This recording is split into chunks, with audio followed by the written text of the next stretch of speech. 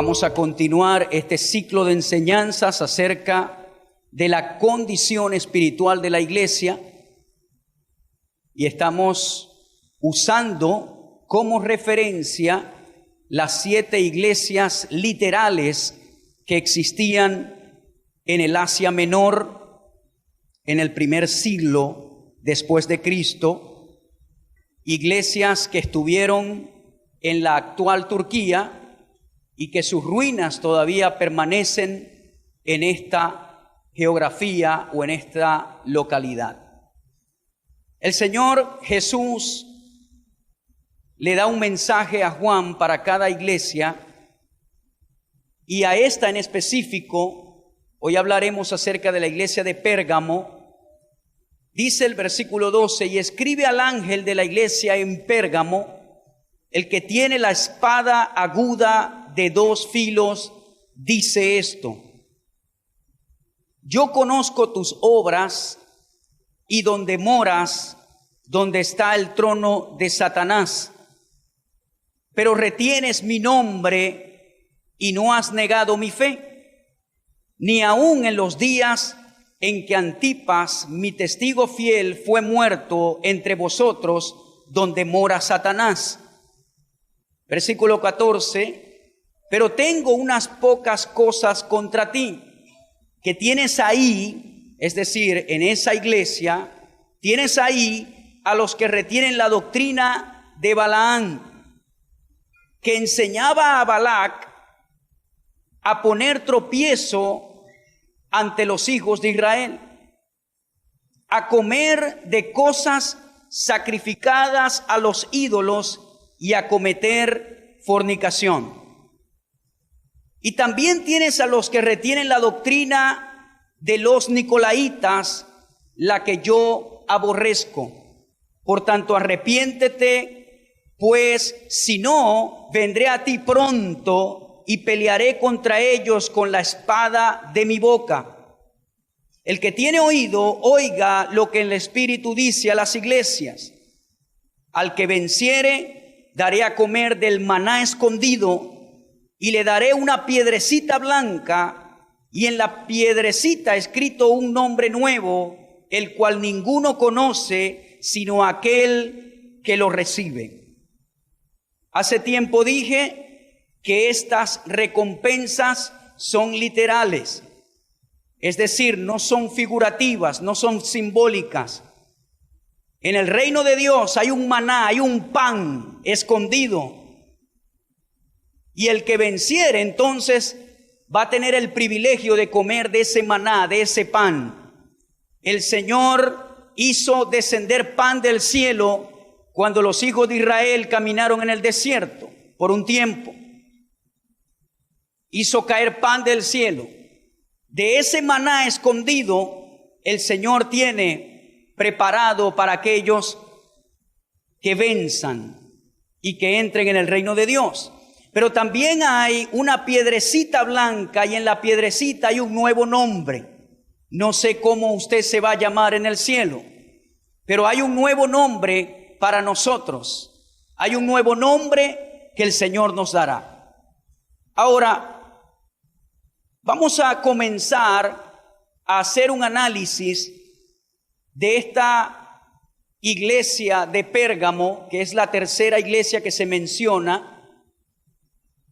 Y esta iglesia se define o se caracteriza como la iglesia con un sincretismo religioso que necesitaba arrepentirse. Esa palabra sincretismo indica mezcla de religiones.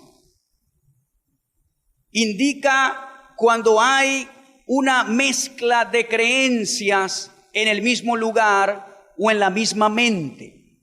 Hay personas que tienen un sincretismo o una mezcla religiosa en sus mentes hoy en día.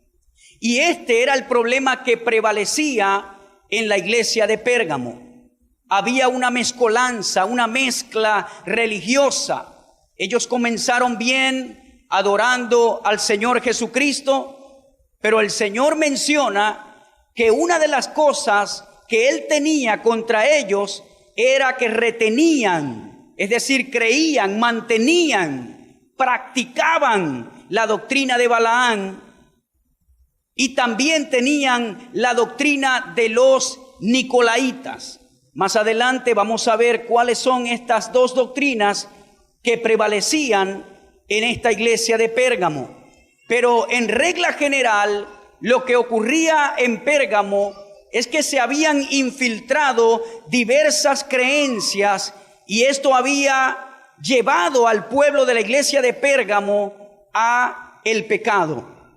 Ve, hay personas que aunque han nacido de nuevo, aunque reconocen a Jesús como Señor y Salvador, siguen teniendo en su mente una mezcla religiosa por causa de lo que sus padres le enseñaron.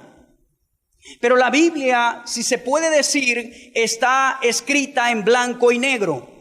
Aunque necesitamos la ayuda del Espíritu Santo para interpretarla y para tener revelación e iluminación y poder entender lo que ella dice, la Biblia en su mayor parte está escrita de manera clara, entendible y con un lenguaje sencillo que todos podemos comprender.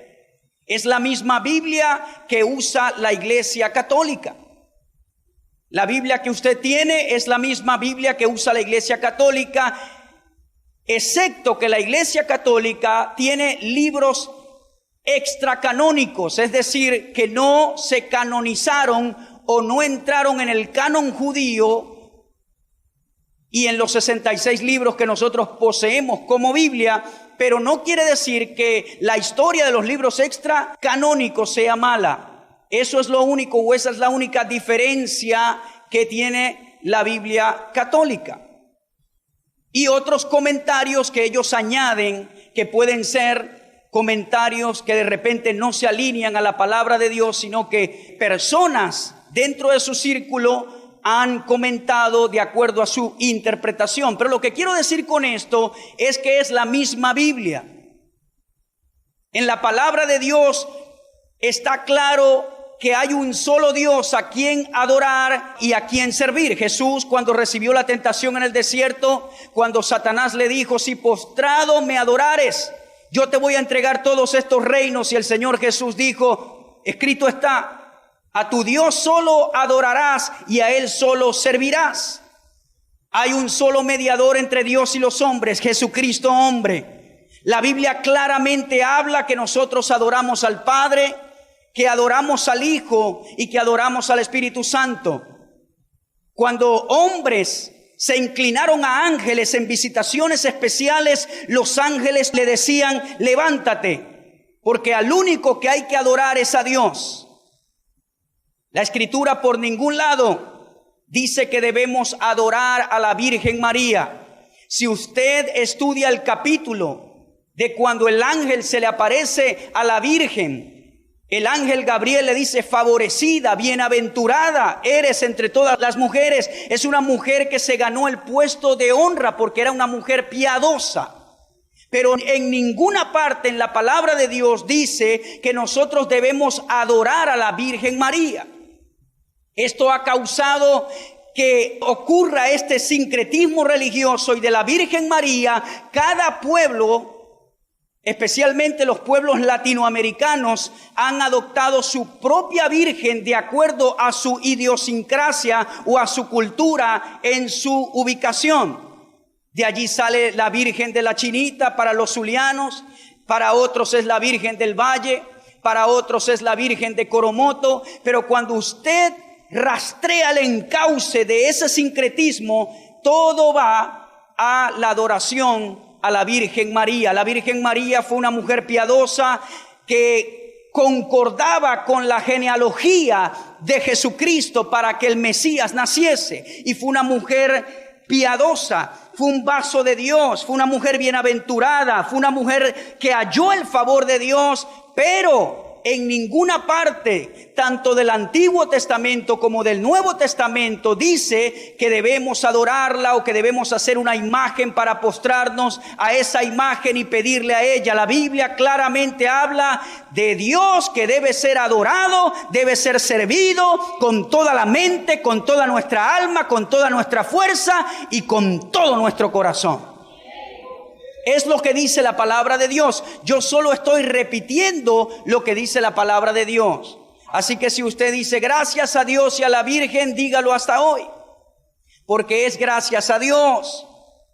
Quizá usted dice, pero es que así me enseñaron mis papás, pero no es lo que le enseñaron sus papás, es lo que dice la palabra del Señor. ¿Cuántos me están siguiendo? Gracias al Señor. Amén. Gracias al Señor. Debemos darle gracias a Él. Y el principal problema de la iglesia de Pérgamo era que ellos habían sido permisivos para que falsas doctrinas entraran en medio de su congregación. Vamos a hacer un análisis sistemático de cada versículo de lo que habla a esta iglesia el Señor. Número 1, recuerde que el Señor se revela a cada iglesia con un aspecto de su naturaleza dependiendo de su condición espiritual. En el caso de Pérgamo se revela como el que tiene la espada aguda de dos filos. Esto indica la palabra de verdad que expone a luz toda mentira. A Éfeso le dice, yo soy el que camino en medio de los candelabros y el que tiene las 7 estrellas en su mano, en su diestra, indicando de que el Señor tiene autoridad para traer corrección sobre esa iglesia. A la iglesia de Esmirna se le identifica como aquel que estuvo muerto, pero ahora vive, hablando de su eternidad por causa de la condición de Esmirna, que estaba siendo perseguida para que no tuviesen miedo de morir por causa del Señor. Y a esta iglesia se le manifiesta como el que tiene la espada aguda de dos filos. ¿Qué es la espada aguda? Hebreos 4:12 dice, porque la palabra de Dios es viva y eficaz y más cortante que toda espada de dos filos. Y esta penetra hasta partir el alma y el espíritu, las coyunturas y los tuétanos, y discierne los pensamientos y las intenciones del corazón. El escritor de Hebreo dice, la palabra de Dios es viva, no está muerta. Usted puede estar sentado allí y puedo estar hablando la palabra y usted dice, ¿quién le dijo a él mi problema? Nadie me lo dijo. La palabra de Dios es la que nos desnuda, es un espejo en el cual nosotros podemos ver qué debemos cambiar. La palabra de Dios tiene el poder de exponer cualquier mentira que se esté infiltrando en tu vida. En la palabra de Dios, Dios te dice que te ama. En la palabra de Dios dice que tú eres más que vencedor. En la palabra de Dios dice que tú eres su especial tesoro. La palabra de Dios dice que Él te protege cuando estás en el valle de sombra y de muerte. Si conoces la palabra, vas a conocer la verdad. Y cuando el enemigo venga con una mentira, si tienes la espada de dos filos, entonces no podrá prevalecer esa mentira en tu mente. Y Jesús se le presenta a esta iglesia como el que tiene la espada aguda. Efesios 6:17 dice, y toma el yelmo de la salvación, pero también dice, y la espada del Espíritu, que es la palabra de Dios. La palabra de Dios no solo es el libro que tú cargas. La palabra de Dios que habla acá es cuando se convierte en revelación en tu espíritu, y cuando viene el ataque de las tinieblas, tú la hablas.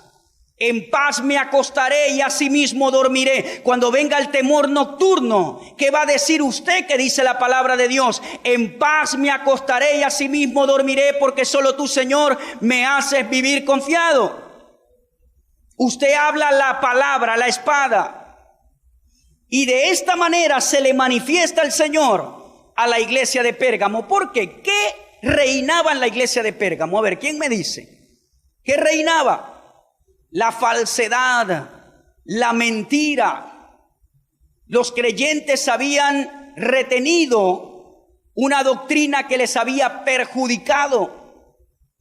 Hay iglesias que se han destruido totalmente, que se han dividido, que se han esparcido cuando entran doctrinas de las tinieblas. Déjeme decirle algo.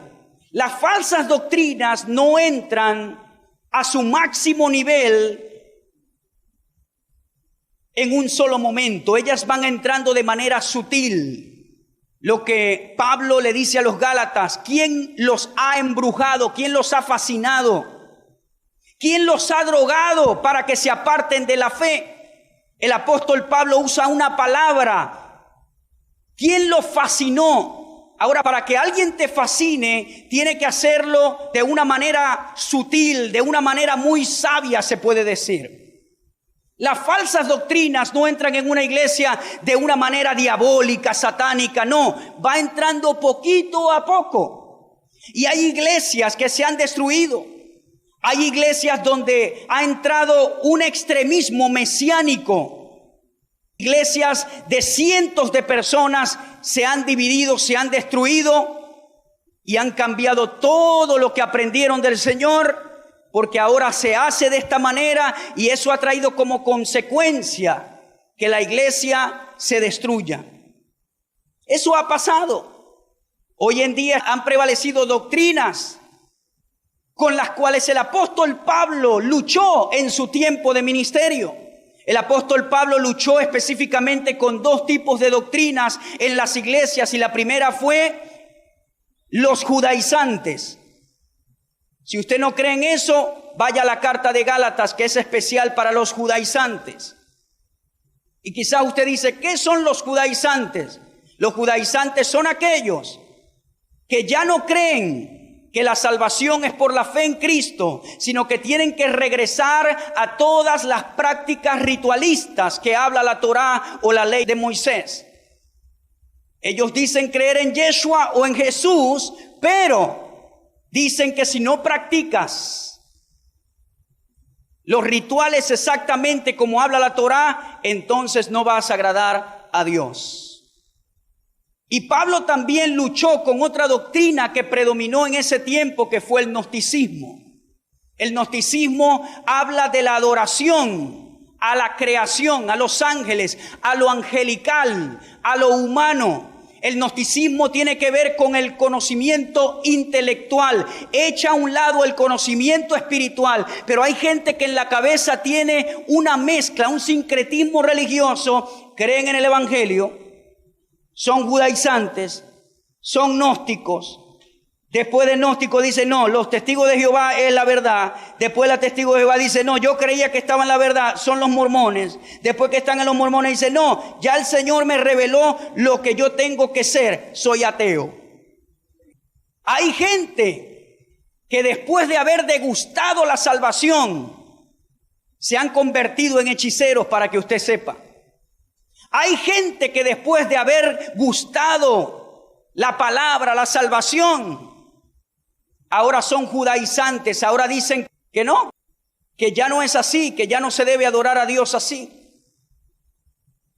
Y yo no estoy hablando de estudiar raíces hebreas o cosas que son importantes, porque la Biblia fue escrita con una cultura oriental, con una cultura hebrea, y si no conocemos, no podemos darle la correcta interpretación. No estoy hablando de eso, pero estoy hablando de poner cargas que no nos corresponden a nosotros como gentiles que somos, porque nosotros somos gentiles porque no nacimos en Israel.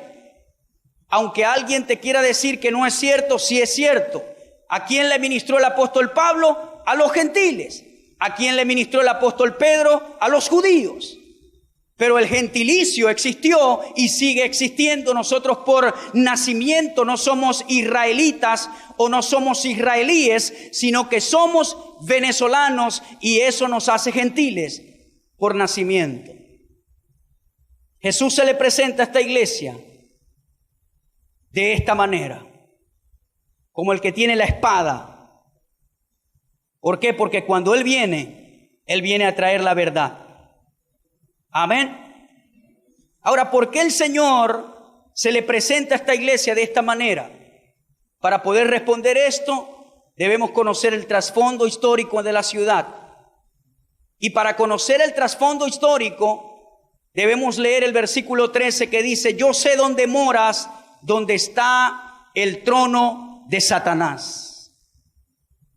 Fíjese que Pérgamo era una iglesia que Jesús mismo menciona que se encuentra ubicada donde está el trono de Satanás. Imagínese lo difícil que sería para Pérgamo sostenerse como iglesia en ese lugar.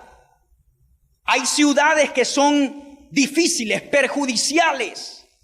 Ahora, Dios es mayor que el diablo, las tinieblas disipan a la luz, pero eso no quiere decir que hay ambientes que son más difíciles que otros. La luz disipa las tinieblas. Dios es mayor que el diablo, la luz es mayor que las tinieblas, la luz disipa las tinieblas. Pero eso no quiere decir que hayan ambientes tóxicos, difíciles para ministrar la palabra por causa de culturas que se forman satánicas. En estos días, hace ya casi un mes y medio, visité al pueblito de La Puerta y nos salimos a comer unos heladitos allí en la famosa plaza. Pero esa plaza se ha convertido en bebida, en música estridente, en pleitos que se forman. Y tú puedes sentir el ambiente de las tinieblas. Como en cada pueblo o en ciudades, depende de las puertas que se le abran, se van formando en los ambientes. Déjeme decirle algo. Nunca permita que la condición de la ciudad donde usted vive afecte la condición de su vida espiritual como creyente. Por ejemplo, si nosotros estudiamos esto, San Francisco posee un ambiente espiritual, Maracaibo posee un ambiente espiritual, que por cierto en este momento uno puede percibir lo que se está moviendo. Pero nosotros como creyentes no podemos permitir que este ambiente espiritual de la ciudad arrope nuestra condición espiritual, sino al contrario, la iglesia debe resplandecer sobre las tinieblas. Cuando nosotros vamos a Maracaibo, dan ganas de llorar. Las calles desoladas, basura por todos lados, los semáforos no funcionan. En estos días estábamos en la zona norte, hace años atrás, zona prestigiosa. La vegetación ya no está, las paredes están rotas como si le hubiesen caído a mandarriazos. La ciudad está, se puede decir, en ruinas. Pero nosotros no podemos permitir que esa condición marque la condición espiritual de la iglesia, sino que la iglesia debe orar, interceder para restaurar la condición de su ciudad. Es decir, tú no te puedes rendir a lo que ves, sino orar para que Dios meta su mano a favor de San Francisco y de Maracaibo. Porque nuestra lucha no es contra sangre y carne, sino contra principados, potestades, gobernadores de las tinieblas, huestes espirituales de maldad. ¿Dónde? En las regiones celestes, que es el mundo espiritual. Allí está nuestra batalla. Los que viven en Maracaibo tienen que decir: Señor, yo veré a mi ciudad restaurada. Yo la veré libre de basura, yo la veré restaurada. Yo veré que la vegetación vuelva a salir, las áreas verdes. La condición espiritual afecta la condición física de algo o de alguien. Israel tuvo tiempo sin vegetación. Las áreas verdes estaban devastadas. Y cuando ellos se constituyeron como nación en el 48, encontraron a un territorio totalmente árido, difícil. Y cuando ellos se constituyeron como nación en el 48, el río Jordán estaba casi seco. Y se cumplió una profecía dada a Ezequiel, que Dios restauraría los ríos, la vegetación de Israel. Israel inmediatamente encauzó el río Jordán hacia los lugares de cosechas, hacia los lugares que debían reverdecer. Y no mucho tiempo pasó cuando ya Israel tenía agua y vegetación, porque la condición espiritual de un territorio marca la condición física del mismo. San Francisco tiene una condición espiritual. Nos toca a nosotros estudiar cuál es la condición espiritual para entonces interceder por nuestro municipio. Pero nunca debemos permitir que la condición de la ciudad afecte tu condición como iglesia y como creyente. Si yo le digo a usted, dígame una palabra que aparte de lo físico marque la condición espiritual de la ciudad o del municipio, ¿qué palabra me diría usted? A ver. Idolatría, dígame otra. ¿Qué hay en el ambiente en este momento? Dígame. Desánimo, otra. Desesperanza. En los corazones de la gente hay desesperanza. ¿Sabe cuándo hay desesperanza? Cuando usted cree que ya no se puede hacer nada. Cuando alguien dice, todo lo que me costó una vida levantar, comprar una casa, amoblarla, entonces la desesperanza me hace desesperarme y rematar todo, no me importa si me dan unos cuantos dolaritos para el bolsillo. Eso lo hace la desesperanza y eso está reinando en nuestro ambiente de ciudad. Pero esa desesperanza nosotros no podemos traerla a nuestra iglesia. Nosotros tenemos al contrario que darle esperanza al desesperanzado. ¿Me está escuchando, hermano querido? Aunque no florezcan los árboles, aunque no haya fruto, yo tengo que seguir teniendo esperanza y darle esperanza al que no la tiene, que son muchísimos. Eso es lo que reina en este momento en nuestro ambiente. Pero entonces nunca podemos permitir que eso arrope nuestras iglesias. No podemos permitir que nuestra iglesia se vea fea, porque entonces estamos permitiendo que lo de afuera entre hacia nuestra iglesia local. Yo creo que usted está guardado en el Gosén espiritual, que las plagas no lo van a tocar. Amén, hermano querido. Que si usted adelgaza es porque quiso hacer dieta, no porque alguien le obligó a hacer una dieta. Amén. Hay cosas que nos tocan. Hay cosas, coletazos, que pueden removernos. Pero en general, nosotros estamos guardados bajo la nube de Dios. Pero no se deje contaminar con la desesperanza que hay afuera. ¿Cuántos me escuchan, hermano querido?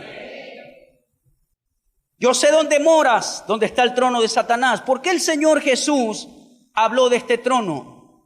Esta ciudad estaba situada a unos 70 kilómetros al norte de Esmirna. Era una ciudad grande y era próspera. Esta ciudad estaba situada a unos 70 kilómetros al norte de Esmirna, es decir, estaban relativamente cerca una de la otra. Su nombre se hizo famoso por la gran biblioteca que poseía, unos 200,000 pergaminos. Había en esta iglesia de Pérgamo, y de allí es parte del nombre que posee. 200,000 pergaminos. La ciudad estaba asentada en una colina de unos 300 metros de altitud y se hizo notable por sus monumentos religiosos, como el templo dedicado a Reus Soler, nombre griego de Júpiter Salvador, y también el dedicado templo al dios de la medicina, Esculapiu, cuya insignia era la serpiente que todavía figura como emblema de las farmacias. Pérgamo significa matrimonio mixto, posiblemente debido al sincretismo religioso que poseía. Fue también la primera ciudad que erigió un templo al emperador Augusto en el año 29 a.C. Después levantaron también templos a Roma y a los otros emperadores romanos. También Venus, por supuesto, era venerada, y todo esto unido a la superstición curandera, todo esto hacía que la situación de los creyentes de Pérgamo fuese difícil en toda aquella ciudad.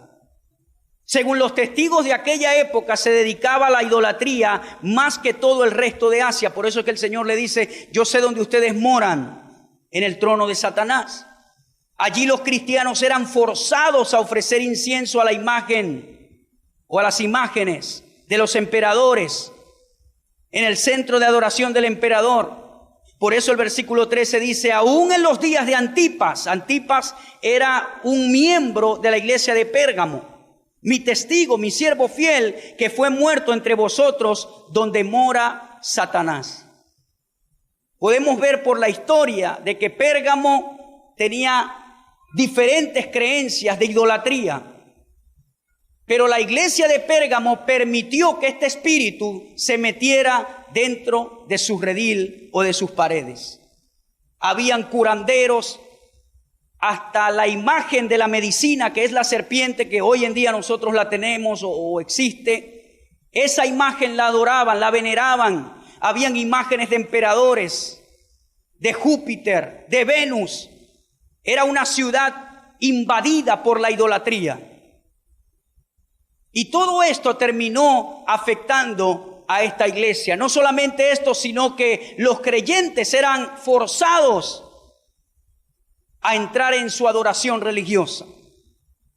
Algún día nosotros podemos tener a San Francisco libre de cualquier ídolo y que tengamos una Biblia abierta, no una imagen, sino una Biblia abierta. Que proclamemos un día, el día de la Biblia, donde se leerá la palabra de Dios en todas las plazas y en todos los lugares de San Francisco. Amén. Amén.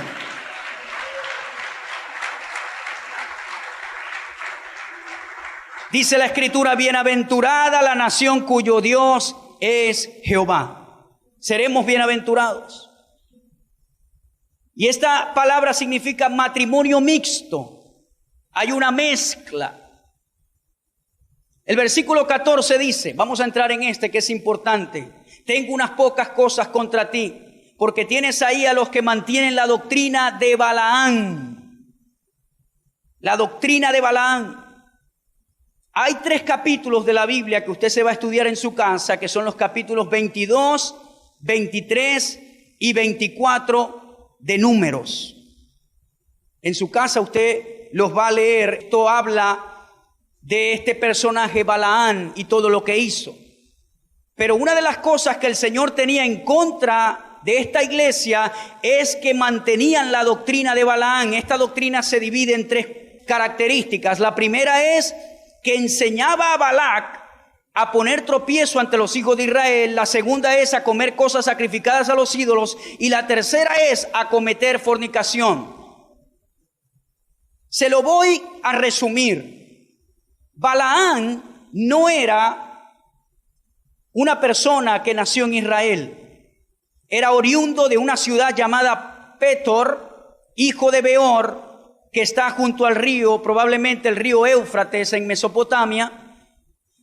Este no era israelita, conocía al Señor probablemente porque estaba familiarizado con Harán, que fue el territorio donde vivieron los patriarcas Abraham, Isaac y Jacob.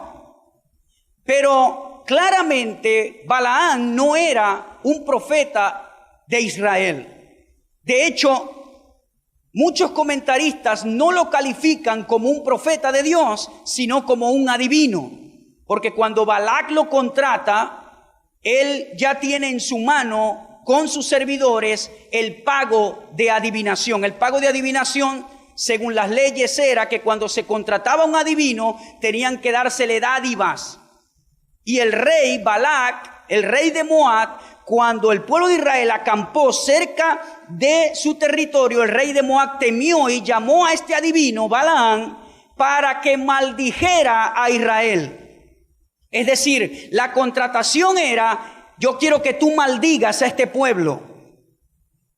Porque Balac tenía temor del pueblo de Israel. Y bueno, para hacer una historia larga corta, Balaam va al Señor y el Señor le dice, tú no puedes maldecir a este pueblo porque este pueblo ya está bendecido. Y va y le dice a Balac, rey de Moab, no puedo maldecir porque Jehová ya ha bendecido a este pueblo. Y Balaam era testarudo, iba a la presencia de Dios y el Señor le decía lo mismo. Y hubo un momento que el Señor permitió ir para donde estaba Balac. Y esto enojó mucho al Señor. Porque el Señor, cuando dice una palabra, Él quiere que tú obedezcas inmediatamente. Déjeme decirle algo.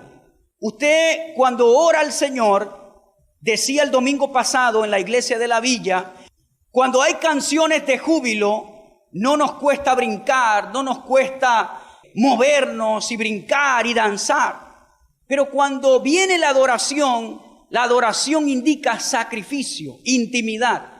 Y allí en el silencio es cuando Dios te habla cosas y te dice, mira, esto no lo hagas, esto lo debes hacer, esto es lo que debes hacer. En la adoración. Ahora, cuando Dios te habla, Él espera que tú obedezcas. Y a veces el Señor nos habla algo y nosotros seguimos de testarudos preguntándole, Señor, pero lo puedo hacer. Y llega un momento que el Señor te dice, te permito hacerlo, pero que Él te diga, te permito, no quiere decir que es su voluntad. ¿Cuántos me están escuchando? No quiere decir. No, Señor. Si Él te da una indicación, pégate a esa indicación. Pero cuando tú te pones testarudo, lo voy a hacer, el Señor te va a decir como a Balaam, te permito hacerlo. Pero ¿qué le costó a Balaam no obedecer al Señor? Le costó su vida. Ahora, ¿por qué Balaam hacía esto? Porque era avaricioso. Él quería los regalos o la paga del rey. ¿Y cuál era la doctrina de Balaam? Enseñaba a Balac a poner tropiezo ante los hijos de Israel. Le voy a traducir esta parte de la doctrina de Balaam. El Señor le dice a Balaam, no puedes maldecir lo que yo ya bendije. Y Balaam quería el premio, Balaam quería la paga. Y yo me imagino que él de noche pensaba, ¿cómo hago para yo obtener esa paga? Yo me imagino que era una paga muy grande, muy atractiva del rey. Y él dijo, ya sé lo que voy a hacer. Le voy a dar un consejo a Balac, el rey de Moab. Convenzan a los hijos de Israel a que se una a sus mujeres, para que cuando se una con sus mujeres, entonces forniquen con ellas, y ellos comiencen a adorar a Baal-peor, su dios, y entonces cuando ellos entren en idolatría, yo no tendré que maldecirlos, sino que el mismo Dios va a hacer que la maldición venga a ellos. Imagínese la mente pervertida que tenía este hombre. Imagínese el tiempo que invirtió en pensar cómo hacía, pero esa paga yo no la dejaba pasar. Maquinó. Y dijo, ya yo sé, vamos a hacer que los hijos de Israel pequen, desobedezcan a Dios, adoren ídolos paganos, y Dios mismo los va a maldecir, yo no tengo que hacerlo. ¿Y sabe qué? Exactamente pasó eso. Los hijos de Israel pecaron con las hijas de Moab, adoraron a sus ídolos, y esto costó aún miles de vidas del pueblo de Israel por causa del pecado.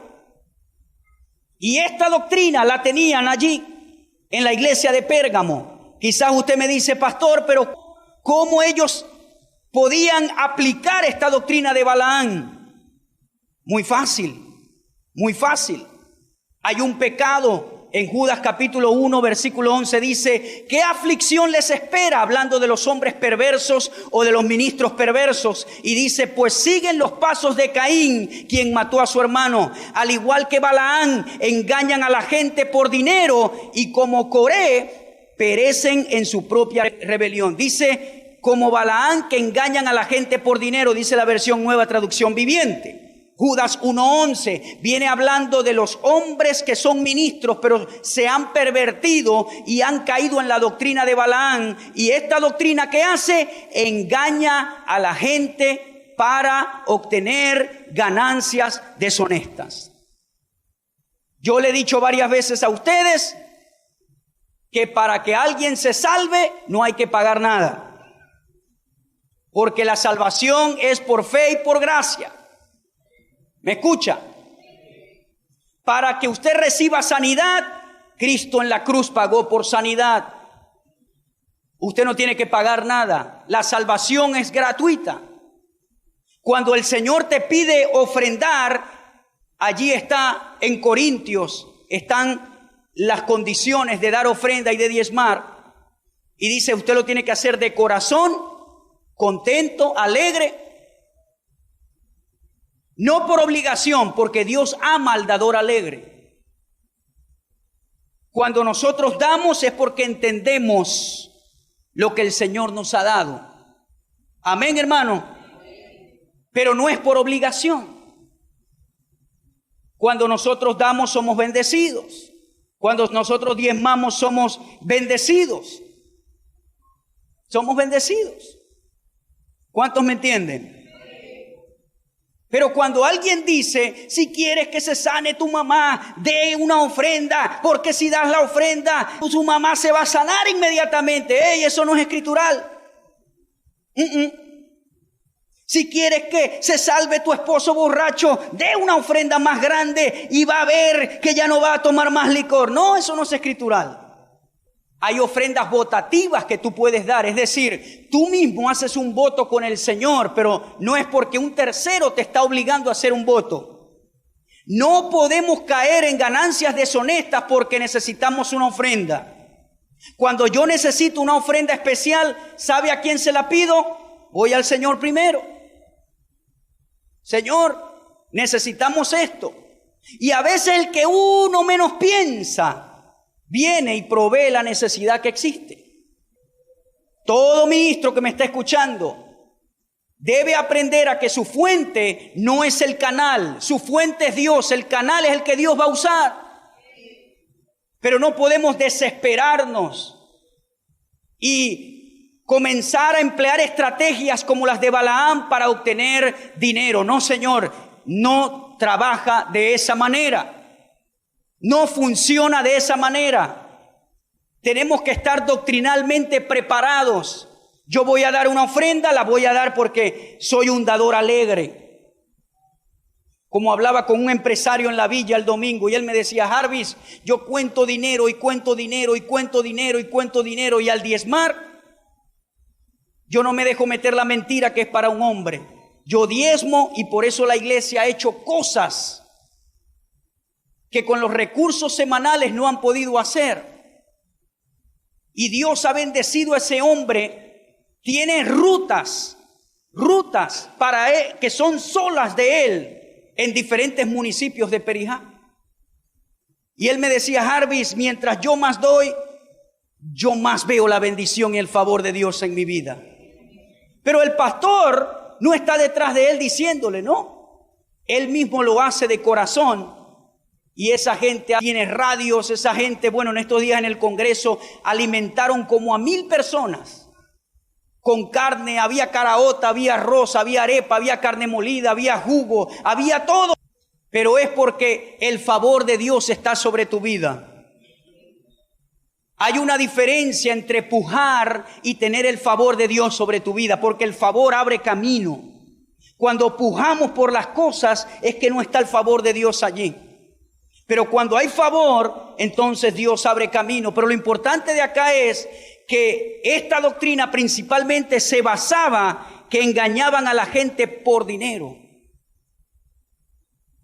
Balaam, ¿qué hizo? Él dijo, voy a ver cómo hago, pero esta paga yo no la puedo dejar pasar. Usted no puede maquinar. No, Señor. No. A veces hay personas que dicen, hermano, yo estoy dando esta ofrenda para esto en particular y para eso se debe utilizar. Pero cuando usted presenta el diezmo al Señor, el diezmo no es condicional. Es decir, usted tiene que confiar en el ministro de Dios que su organización lo va a administrar bien. Porque usted no puede condicionar el diezmo y decir, mira, aquí está el diezmo, pastor, pero yo quiero que pongáis esto y pongáis lo otro. Estás condicionando el diezmo. Porque de repente en la iglesia no se necesita hacer eso, sino otra cosa. Amén, hermano querido. Porque ciertamente se presentan aquí en la tierra a hombres, pero en lo celestial a uno que es sumo sacerdote. Dios es bueno y Él ha provisto todo lo que nosotros necesitamos. Yo creo en la provisión de Dios.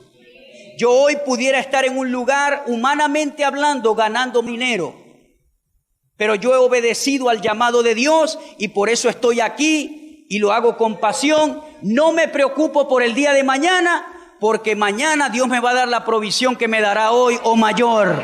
Amén. No se preocupe por el día de mañana. Cuando esté haciendo negocios, no diga mentiras para encantar o para enamorar a su cliente. No, diga las cosas como son. Este carro lo estoy vendiendo, tiene este kilometraje, está dañado eso. Si lo quiere, lo estoy dando a este precio. Pero usted no dice, no, eso está tuning, eso nada le suena. ¿Cómo está el carro? Fino. Tiene la caja de Dol ahí para el dolor de cabeza, pero usted no sabe que está ahí. Pero hay que ser honesto en las transacciones, en los negocios. Apegarse a lo legal para no tener problemas. Para no caer en la avaricia. Una de las cosas que el apóstol Pablo indica en el marco paulino para los que ejercen en el ministerio es no ser avaricioso, codicioso de ganancias deshonestas. Yo, para que el Señor me bendiga, no tengo que estar vendiendo efectivo, no tengo que estar haciendo cosas indebidas que dañan y desangran a mi país. Mi provisión viene del Señor. Amén, hermano querido. Mi provisión viene del Señor. Y su provisión tiene que venir del Señor. No tiene que entrar en la ola de lo ilegal que hoy en día está reinando en nuestro país. Cuídese de lo ilegal. Se han desatado espíritus de estafa, espíritus que vienen para traer cosas ilegales. Tenga cuidado con lo que compra. ¿Dónde? Yo he recibido mis lecciones de eso. Y como pastor le digo, cuídese, cuidado. No se enamore rápido de algo. Piénselo, ore al Señor al respecto. Entonces, esta doctrina amaba el dinero. Segunda de Pedro 2:15, se apartaron del buen camino y siguieron los pasos de Balaam, hijo de Beor, a quien le encantaba ganar dinero haciendo el mal. Balaam le encantaba ganar dinero haciendo el mal. Esto es un punto especial para nuestra nación hoy en día. Muchos no quieren trabajar ya en Venezuela. Quieren ganar dinero haciendo el mal. Necesitamos una limpieza literalmente de Dios en nuestra nación de Venezuela. No es nuevo, lea la prensa. Gente que va presa por corrupción. Gente que va presa por negocios ilegales. Ahora, ¿de qué le sirve todo lo que disfrutó? Dice la Escritura que mejor es el buen nombre que todas las riquezas habidas. Mejor es la integridad. Quizá usted no tenga mucho, pero su cara no salió por el periódico que lo acusaron como corrupto. ¿De qué te sirve tener todas las riquezas y tu cara está en el periódico en primera plana? ¿De qué te sirve? ¿Para qué arriesgar tu integridad? ¿Para qué arriesgar la paz de tu familia? ¿Para qué arriesgar la libertad de tu vida? ¿Cuántos no están huyendo de Venezuela por causa de corrupción, por causa de que tomaron dinero que no debían? ¿Cuántos no están en tela de juicio en este momento? ¿Cuántos gobernantes no están en el hilo de Dios, en la mira de Dios? Y que hoy en día no se saben las noticias, pero mañana y pasado saldrán en primera plana. ¿De qué les sirvió? Necesitamos una limpieza en Venezuela, desde el más pequeño hasta el más grande. Desde el más fuerte, del que tiene más autoridad. En estos días yo fui a la gasolinera a tanquear el carro y yo decía, Señor, yo quiero ver a mi nación cambiada. Me niego a esto. Me niego a ver la maraña. Me niego a tener que tanquear el carro y tener que hacer esto y este sacrificio. Una nación tan rica. y te dan ganas de llorar, pero el mismo venezolano que no tiene autoridad, que es un empleado común, le ha abierto las puertas al soborno, le ha abierto las puertas a la ilegalidad, y por eso estamos así. Si usted está de acuerdo conmigo o no, lo voy a decir igual. No todo es culpa del gobierno, no. Es culpa del venezolano más bajo que se ha corrompido, que saca todos los días efectivo para venderlo más caro. Es culpa también de todo el mundo. Es culpa de los funcionarios en la frontera que dejan pasar gasolinas, alimentos. Es culpa de ellos también. No amamos a esta nación. Y tiene que venir un fuego del cielo que nos purifique y que nos quite las manos de rapiña que hay aquí.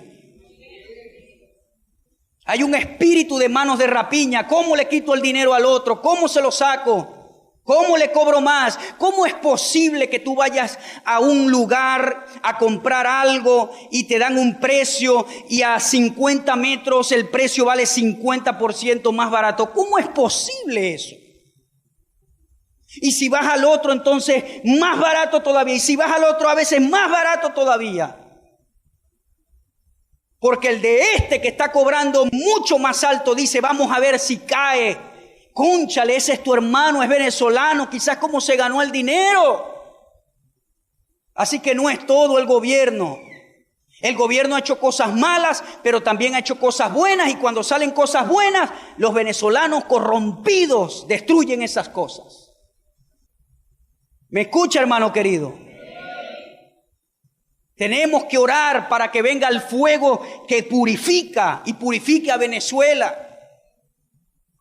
Y seamos un pueblo honesto, que no dañe a su prójimo, que no cobre sobreprecio, que no sea avaricioso, que no diga yo tengo que cobrar el 5000% porque yo digo, no señor. Que el Señor nos ayude en Venezuela, que el Señor nos ayude en esta nación para vivir como debe de ser.